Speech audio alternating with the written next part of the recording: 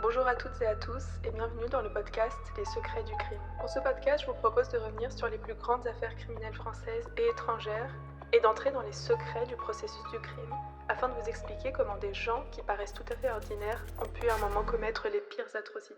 Pour commencer, je vais vous raconter l'histoire d'un couple, celui de Jean-Paul et de Nicole Zawadzki, qui pendant des années paraissaient parfaits aux yeux de leurs proches. Mais évidemment, la réalité était tout autre et l'histoire se termine de manière tragique. Jean-Paul et Nicole se rencontrent en boîte de nuit dans la région d'Orléans à la fin des années 70 et ils se marient quelques années plus tard, en 1980. Jean-Paul est décrit comme un garçon très beau, il est grand, il est sportif, tandis que Nicole est une femme beaucoup plus discrète, assez petite et menue. On dit qu'à ce moment-là, il s'agit du premier et unique amour de Nicole. Elle a vécu toutes ses premières fois avec Jean-Paul. Concernant leur profession, Jean-Paul est major dans l'armée et il bénéficie d'ailleurs d'une réputation excellente, autant auprès de ses proches que de ses collègues. Concernant Nicole, c'est un peu différent parce qu'elle a très longtemps enchaîné les petits boulots, elle a été vendeuse, elle a été guichetière dans une banque, mais à chaque fois elle s'est fait virer parce qu'elle piquait dans les caisses. En 1988, donc 8 ans après leur mariage, ils ont une petite fille et ils vivent à Sougy, une petite commune du Loiret qui compte moins de 1000 habitants et qui se situe pas loin de la base aérienne d'Orléans-Brissy où travaille Jean-Paul. Ils habitent dans un petit pavillon que Jean-Paul a fait construire et vu de loin, le couple a l'air idyllique. Mais en réalité, dès le début du mariage, le couple bat de l'aile parce que Nicole va très rapidement reprocher à Jean-Paul ses nombreux déplacements qu'il doit faire dans le cadre de son travail. En février 1998, Jean-Paul a 39 ans et il revient d'une mission au Gabon. Cette mission l'a particulièrement éprouvé parce que quand il rentre, il est malade, il se sent pas bien, il tousse, il a de la fièvre, il est fatigué et très rapidement, il va devoir être alité, ce qui va quand même pas mal alarmer ses collègues parce qu'ils savent que Jean-Paul, c'est une force de la nature, c'est quelqu'un de très sportif, de très actif. Et le voir dans cet état va rapidement les inquiéter, mais naturellement Nicole va s'occuper de lui et dans un premier temps elle va se rendre à la pharmacie, lui acheter un sirop, et puis quand elle voit que l'état de Jean-Paul ne s'améliore toujours pas, elle va appeler le médecin de famille, que Jean-Paul d'ailleurs connaît très bien puisque ça fait plusieurs années qu'il les suit, et ce médecin c'est Michel Trouillard-Perrault, qui lui aussi bénéficie d'une réputation excellente, il est très très bien décrit par toute sa patientèle, et il est même médecin volontaire chez les pompiers. Malgré l'appel au médecin, les amis de Jean-Paul vont commencer à sérieusement s'inquiéter, parce que quand ils rendent visite à ce dernier, ils s'étonnent vraiment de son état, il a du mal à se lever, il marche courbé, et il a même le contour des yeux complètement rouge, ce qu'il essaye dans un premier temps de cacher en portant des lunettes de soleil, même en étant à l'intérieur. Durant 3 longues semaines, c'est donc le médecin, Michel Trouillard-Perrault, qui va se rendre quotidiennement au domicile des Zawadzki pour vérifier l'état de santé de Jean-Paul, mais le médecin ne semble pas alarmé, il rassure Jean-Paul et Nicole et dit que très rapidement, le malade sera remis sur pied. Et de toute façon, en plus d'un suivi médical très régulier en raison de sa profession, avant de partir au Gabon, Jean-Paul a fait l'objet d'une batterie d'examens et ils sont tous revenus positifs.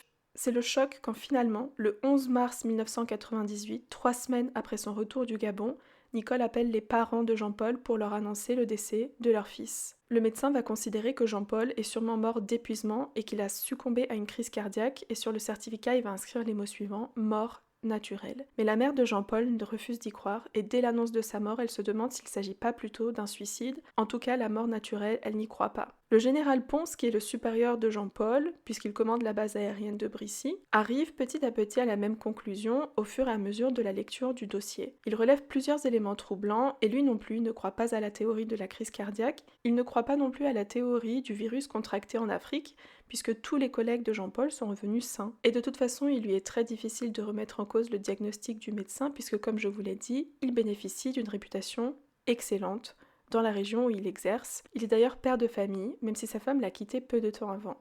Et d'ailleurs, ce médecin, on le connaît très bien à Sougy, où vivent Nicole et Jean-Paul, puisque les voisins, très rapidement, vont dire qu'on voyait très souvent sa voiture devant chez les Zawadzki, en particulier quand Jean-Paul partait en mission. Et au bout d'un moment, les voisins ne se font plus d'illusions quand ils voient le médecin arriver avec des bouquets de fleurs et ils remarquent qu'il passe la nuit chez Nicole pendant que Jean-Paul est absent. En plus de la mère de Jean-Paul et de ses collègues, c'est maintenant les voisins qui vont commencer à se poser des questions quand ils vont réaliser que le médecin qui a soigné Jean-Paul de ces derniers jours est aussi l'amant de sa femme. Avec tous ces éléments, l'armée de l'air va demander aux gendarmes d'ouvrir une enquête pour élucider les raisons de la mort de Jean-Paul. Le motif va apparaître très rapidement. En plus d'avoir un amant, ce qui en soi constitue déjà un mobile, Nicole était aussi la seule bénéficiaire d'une assurance vie qui avait été souscrite par Jean-Paul pour un montant d'1 million de francs. Leur enquête permet aussi de voir qu'il y a de nombreux échanges téléphoniques entre Nicole et Michel, ce qui va confirmer effectivement la relation entre les deux, mais ils vont aussi s'appeler à plusieurs reprises le 11 mars 1998, c'est-à-dire le jour de la mort de Jean-Paul.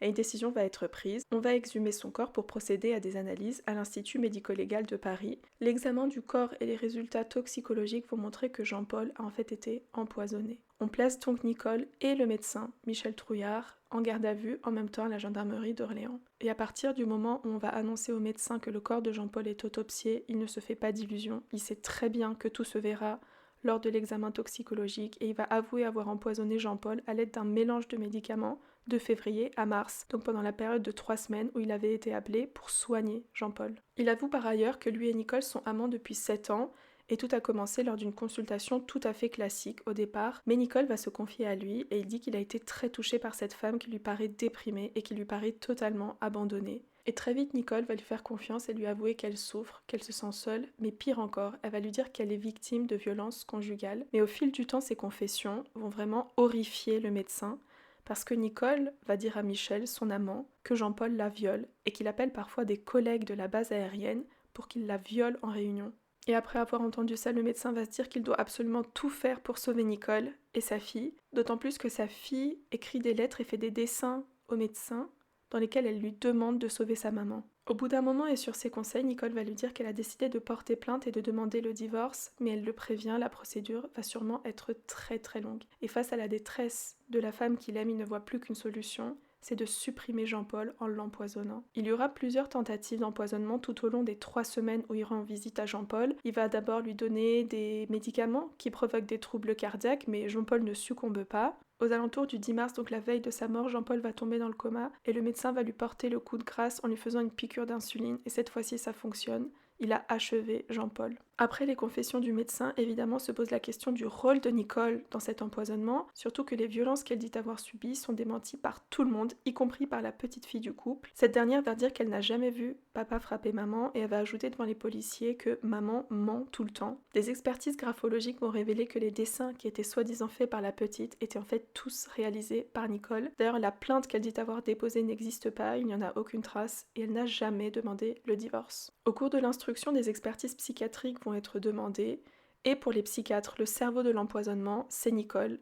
Il la présente comme une grande manipulatrice, un psychiatre va d'ailleurs la décrire comme hystérique et perverse. Par contre, il insiste pour dire qu'elle n'est pas malade, elle est tout à fait consciente de ses actes. Ce qui est incompréhensible, c'est que même à ce stade, Michel va continuer de défendre Nicole et il va dire à ses proches qu'il n'attend qu'une chose, c'est la fin de toute cette affaire afin qu'il puisse retrouver Nicole. Cette dernière, devant les gendarmes et devant le juge d'instruction, va continuer de dire qu'elle n'était pas au courant, qu'elle n'a jamais demandé à son amant d'empoisonner son mari et qu'elle l'a appris en réalité le 11 mars 1998, soit le jour de la mort de Jean-Paul. À la clôture de l'instruction, les deux sont renvoyés pour empoisonnement avec préméditation devant le juge et le procès va s'ouvrir le 20 juin 2001 devant la cour d'assises du Loiret. Nicole, tout au long du procès, va continuer de dire qu'elle ne savait pas que le médecin allait empoisonner son mari. Le médecin lui reconnaît sa culpabilité, il dit que c'est lui qui a empoisonné Jean-Paul, par contre il précise bien qu'il l'a fait à la demande de Nicole et surtout qu'elle était au courant depuis le début. Et c'est cette dernière position que vont suivre les juges et les jurés, puisque Nicole sera condamnée à 25 ans de réclusion criminelle, ce qui est une peine très lourde pour une femme. Même quand elles sont poursuivies pour des homicides, c'est très rare qu'elles soient condamnées à des peines aussi graves. Le médecin va être, lui, condamné à 20 ans, et Nicole, qui refuse de reconnaître sa culpabilité, va faire appel. En 2002, elle se retrouve donc devant la cour d'assises d'appel à Tours,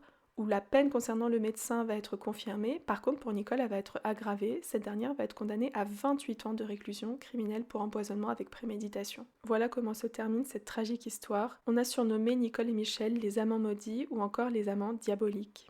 Merci beaucoup pour votre écoute. Si cet épisode vous a plu, n'hésitez pas à y mettre des étoiles et on se retrouve très vite dans les secrets du crime.